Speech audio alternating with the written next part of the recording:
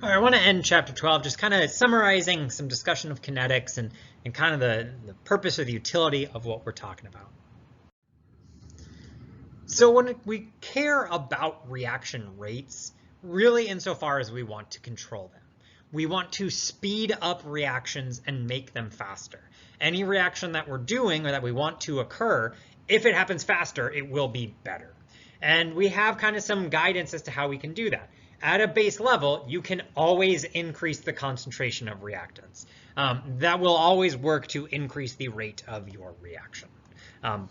But not always available because say you're already at a highest concentration possible. You may have a liquid, you may have pure substances. You can't make them more concentrated. You can increase pressures of gases, but you can only do so much. If you got a solid, you got a solid. Well, you can always heat up the reaction. That will always work. Hotter always leads to faster, but that can be very expensive and it's not always safe, right? And you don't want to just be lighting fires under everything. Another problem with that is it heats up every single chemical reaction. So say you have one chemical reaction that you want to occur, you may drive some alternative reactions. It may end up being more wasteful because the reactants that you have just start doing other random chemical changes, things start changing in unpredictable ways, and that's not what you want. You want to have only speed up your one reaction, but it still will work to heat up a reaction. If you have, say, solid reactants, you could change the shape of them. You could turn it into a powder. You can dissolve it. That is always going to work and has a high utility and is frequently used, but has limited applicability. So the gold standard of what we want to do is use a catalyst. Make an alternate mechanism that has a lower activation energy. This is the gold standard of how we drive chemistry, selectively increasing the rates of reaction that we want to do. It's also really difficult to do, but it lets you control exactly what reaction happens. So at a reasonable temperature, right? You can say you generally do run things at elevated temperatures because it's easier to control warm than it is to control room temperature.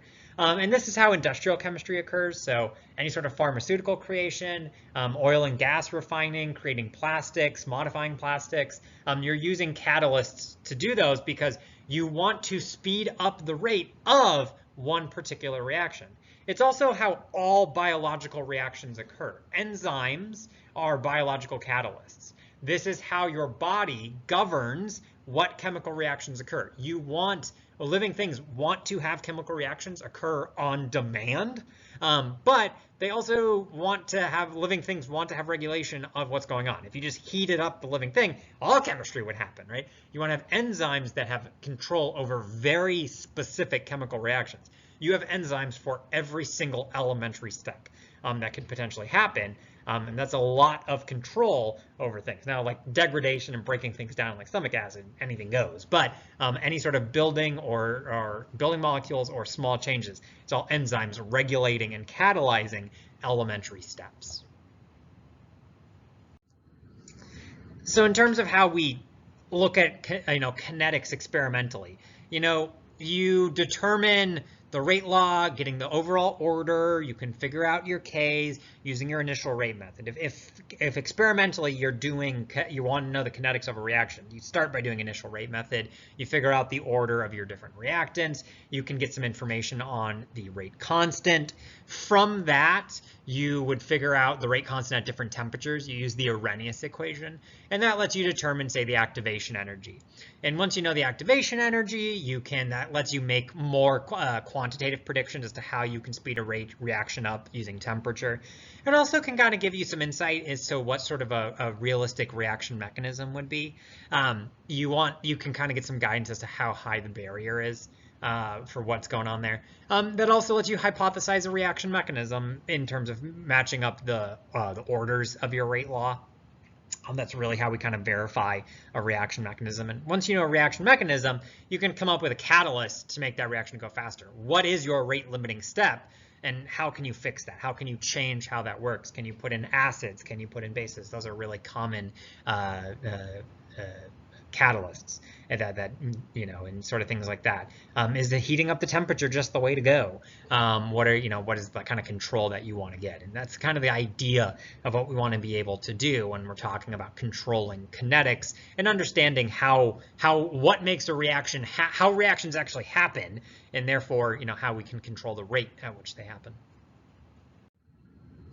So chapter 12 goes all the way back to, defining rates, computing rates, those sorts of things, given data, relating the rates of different substances in a reaction, and then rate laws, integrated rate laws, collision theory into this discussion of mechanisms.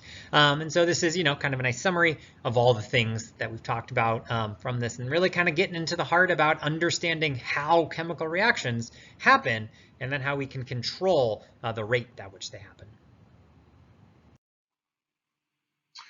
There you go.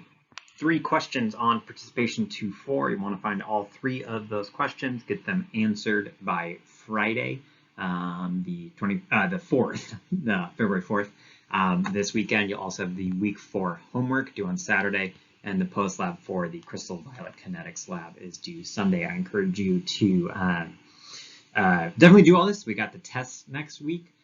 So that'll be on Wednesday the 9th. There's no other assignments next week. So after you're done with that, after you're done with the Crystal Violet Kinetics, that's it. You can take a look at the review. You got time to do that. Otherwise, the answers for participation 2-4 will go live Friday night. Otherwise, that's it for content for this week. Content on the test, everything weeks 1 through 4, chapters 10, 11, 12 will be covered on there. If you have any questions about how to do any of this stuff, about any of the content, you want to meet to talk about any of the content, 10, 11, you want to talk about the review, any of that stuff, please don't hesitate to reach out. We can do it online or in person. Otherwise, have a great weekend, and I'll see you next week on Wednesday for the test. Bye-bye.